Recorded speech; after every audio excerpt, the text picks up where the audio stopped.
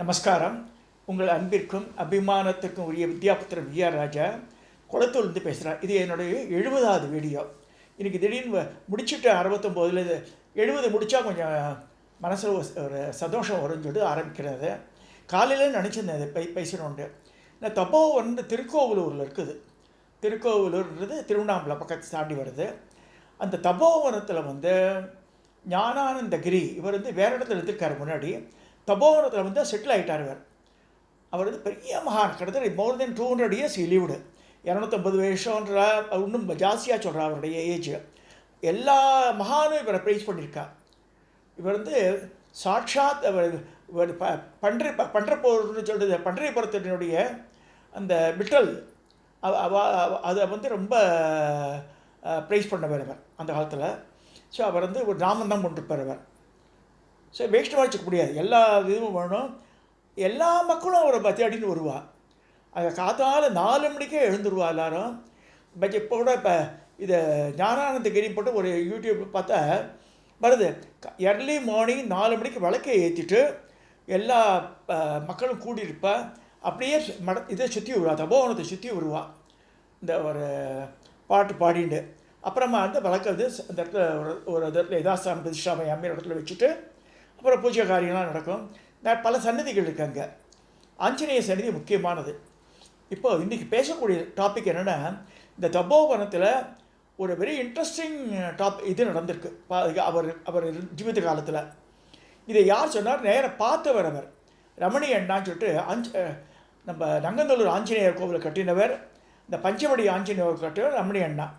ரமணி அண்ணா பெரிய பாக்கியசாலி. அவர் நிறையா மகான்களை பார்த்துருக்கார், பேச்சிருக்கார் அவர். அந்த ரமணி அண்ணா தன்னுடைய இதில் ஒரு அவர் எழுதின இதில் இன்சிடென்ட்ஸில் ஒன் சச் இன்சிடெண்ட்டு இதை பற்றி எழுதியிருக்கார். அது நம்பவே முடியாது அந்த இன்சிடெண்ட்டை. ரமணி அண்ணா போயிருக்கும்போது அது ஒரு நாள் ஈவினிங் சாயந்தர வேளை தபோவனத்தில் ஒரு நல்ல பண்டிதர் காசியிலேருந்து நல்லா படிச்சுட்டு அவர் இந்த வேதம் படித்த பண்டிதர் அவர் ப்ரேயர் பண்ணுறார், அழுதுன்ட்ருக்கார். அப்போ ஞானானந்தகிரியான அந்த மகான் கூப்பிட்றார் அவர். எதுக்கு அழற நீ? வேதம் படிச்சுவன் அழலாமா நீ என்றார். இல்லை பெரிய மகானே இந்த மாதிரி சொல்கிறேன். அவர் எப்படிமா சொல்லுவார்னா, நீ வா சொல்ல மாட்டார், நாமன்னு சொல்லி எப்படி தான் பேசுவார் அவர். நாம் எங்கே வந்திருக்கோம் அப்படின்னு கேட்பார். ஸோ அவர் சொல்கிறார், நான் காசியிலேருந்து படிச்சுட்டு வந்தேன், இப்போ எங்கே நாம் எங்கே இருக்கோம் அப்படின்வார். அவர் இருக்கிற ப்ரைஸ் சொல்கிறார். எதுக்கு அழற நீன்றார். நான் காசியிலே வந்ததுனால நான் பிரதிஜா பண்ணிவிட்டேன். காசியிலேயே வேதம் படித்து நான் 10 வருஷ காலம் படித்தேன். எந்த இதுக்கு மட்டும் கர்மகாரிகள்லாம் போகமாட்டேன், அபரகாரியத்தை நான் போகமாட்டேன். வேதம் சொல்லி கொடுக்குறது மட்டும்தான் நான் பண்ண முடியும்போது எனக்கு இன்கமே வரதில்லை. நிறைய பேர் கூப்பிட்றா இதுக்கு எனக்கு மனசு ஒப்பலை. ஆற்றுல சோத்துக்கே வெளி இல்லாமல் கஷ்டப்படுறோம் நாங்கள் குழந்தைகளோட அப்படின்றார். சரி நீ அழாத, நான் சொல்கிறது கேளு.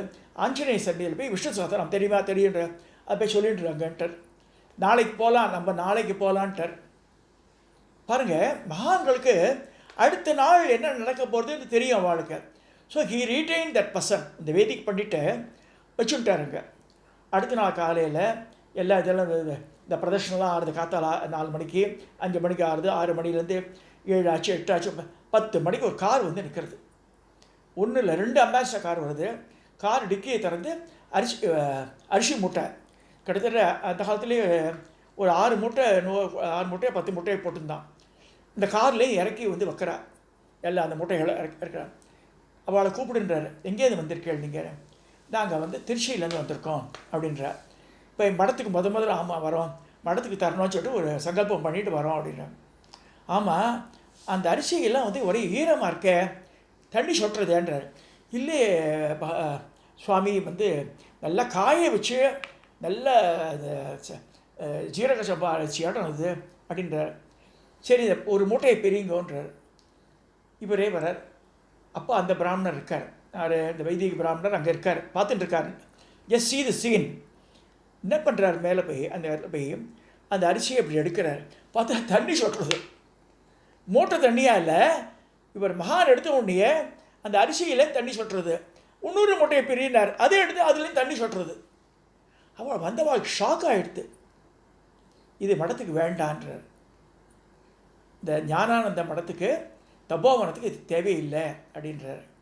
அவள்லாம் பயந்து போய் அவள் ஆசையோடு கொண்டு வந்திருக்கா, பெரிய பணக்காரா. இது மாதிரி வந்திருக்கான்னு ஆண்கள் தான் நிறையா வந்திருக்கா, அதில் பெண்கள் வந்த மாதிரி போடல. அவள் வந்து இல்லை சுவாமி நீங்கள் எடுத்துக்க நான் இவ்வளோ கஷ்டப்படக்கூடிய எப்படி ஆச்சுன்னு தெரியலையே, இது மழை கூட கிடையாது எனக்கு வந்த இடத்துலன்றார். அப்போது சொல்கிறார் வந்து உட்காருங்கன்றார். இந்த பிராமணனையும் கூப்பிட்றாரு, இவர் உட்காந்துட்டுருக்கார். அப்போ சொல்கிறார் எந்த ஊரை சேர்ந்தவர் நீங்கள்? நம்ம திருச்சியில் தான் வச்சுருக்கோம். திருச்சியில் என்ன வியாபாரம் பண்ணுறா அதெல்லாம் கேட்டுட்டார். கேட்டு உங்களோட பூர்வீகம் அதுன்னு கேட்குறாரு. திருச்சி பக்கத்தில் ஏதோ ஒரு சொல்கிறார் அந்த பூர்வீகத்தை. சரி இந்த நெல் இங்கேருந்து விளைஞ்சது அப்படி கேட்குறாரு. அது வந்து வேத பாடத்துக்காக, அதாவது வேதம் சொல்ல பிராமணாளுக்காக அலோகேட் பண்ண லேண்டை, அதுக்கு வந்து வேத இன்னொன்று வருது அந்த பேர், டக்குன்னு ஞாபகம் வரல அந்த பேர், அதுக்காக அலோகேட் பண்ண அந்த லேண்ட்லேருந்து வந்து அரிசி இதெல்லாம் அப்படின்றார். அதான் கண்ணீர், அது வேதம் விட்ட கண்ணீர் பாதுன்றார். அப்பயும் புரியல அவளுக்கு வந்தவாளுக்கு. இப்போ இவரை கேட்குறார் நீ எந்த ஊர்லேயே வர அப்படின்றார். இவர் கிட்டத்தட்ட திருச்சி பக்கத்தில் ஊரை சொல்கிறார். சரி உங்கள் பூர்வீகம் எதுன்னா, அவா பூர்வீகமும் இவா பூர்வீகம் ஒரே ஊர். வந்து அரிசி மூட்டை கொடுத்தால அவளுடைய பூர்வீக கிராமமும் இவாளுடைய இந்த வந்தவருடைய தாத்தா ஊரும் ஒரே ஊர். என்னாச்சுன்னா இந்த பணக்காரர் குடும்பம் இருக்க இல்லையா, அவாத்தில் வேதத்துக்கு புறம்பாக, அது சாஸ்திரத்துக்கு புறம்பாக ஒரு மேரேஜ், மேபி இன்டர்காஸ்ட் மேரேஜாக இருக்கலாம், அது நடந்திருக்கு. அதை இவரை வச்சு பண்ணி தாத்தா வச்சு பண்ண சொல்லும்போது தாத்தா முடியாது சொல்லிடுறார். எனக்கு எஸ் இமேஜின் ஒரு 100 வருஷத்துக்கு முன்னாடி, 150 வருஷத்துக்கு முன்னாடி நடந்தாலும் அதெல்லாம் அப்போல்லாம் இதெல்லாம் அலோடு கிடையாது. ஸோ அதனால் அவள் தாத்தா முடியாதுன்னு சொல்ல, அப்போ அவள் உங்களுக்கு படியாக இருக்கிறது அங்கே நிறுத்திடுவோன்ட்டாவா, அது பணக்கார ஆற்றுல நாங்கள் நிறுத்திடுவோன்னு சொல்கிறேன். சரின்னு சொல்லிட்டு பரவாயில்லன்னு சொல்லிட்டு அவர் போயிட்டார். நான் அதுக்கு I will not do against shastras சொல்லிட்டு போயிட்டார் அவர். அந்த ஊரில் பிழைக்க முடியாமல் வேறு ஊர் ஷிப் பண்ணுறா. அந்த ஊரில் போய் அவள் இறந்து படுறார் தாத்தா. அப்பாவும் ஐவேஜ் அவ்வளோ இல்லை மாதிரியா இருக்குது. இந்த பேரன், இந்த பையன் இவன் வந்து காசியில் போய் படிச்சுட்டு இப்போ வந்திருக்கான். அன்ஃபார்ச்சுனேட்லி இட்டுக்கு பிரதிஜை, நான் வேதம் தான் கற்றுருவேன் தவிர இந்த அபரகாரியத்தெல்லாம் போகமாட்டேன்னு, இந்த மாதிரி கல்யாணத்துக்கு அபரகாரியத்தெல்லாம் போகமாட்டேன்னு சொல்லிட்டு இவன் சங்கல்பம் பண்ணியதுனால. அப்போ சொல்கிற இவன் தாத்தா பண்ண இந்த சங்கல்பத்தினால உங்கள் ஆற்றுல உங்கள் தாத்தா கோச்சுட்டார். கடைசியில் அந்த வேதத்துக்காக, வேதம் படிக்கிறவாளுக்காக அலோகேட் பண்ண அந்த லேண்டனுடைய அந்த ரெவன்யூ முழுக்க அவருக்கு அந்த குடும்பத்துக்கு போய் சேரவே இல்லை. நீங்களே சாப்பிட்டுருக்க, வேறு எதுக்கோ கொடுத்துட்டுருக்க நீங்கள். அது கண்ணீர் பிடிக்கிறது இப்போ.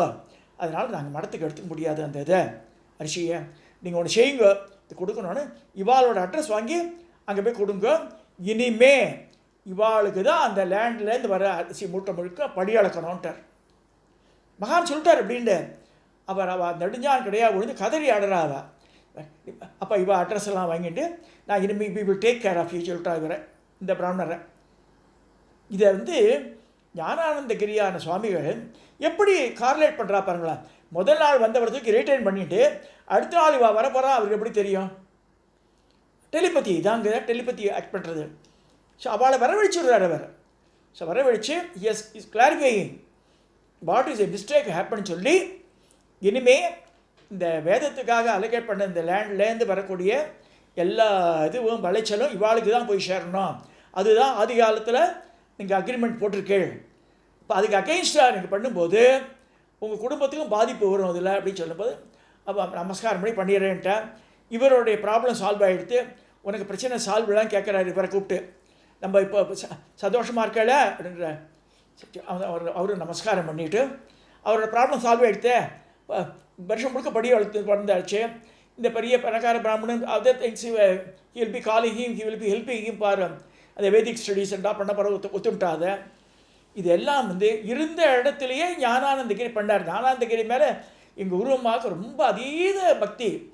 அவர் முக்தி அடைஞ்ச பிறகு கூட இந்த காராம்பசுவெலாம் கொடுத்து தானம் பண்ணியிருக்கா. இந்த மாதிரி அடிக்கடி போயிடுவாள். திருவண்ணாமலை போயிட்டு தபோவனத்துக்கு போயிட்டு காராம்பசுவெலாம் தானம் பண்ணிட்டு வந்திருக்கா. இந்த அம்மா கொரட்டூரில் சம்பகாம்பான்ற என்னுடைய ஸ்ரீகுரு லக்ஷ்மி சந்திரமௌலின்னு பேர்.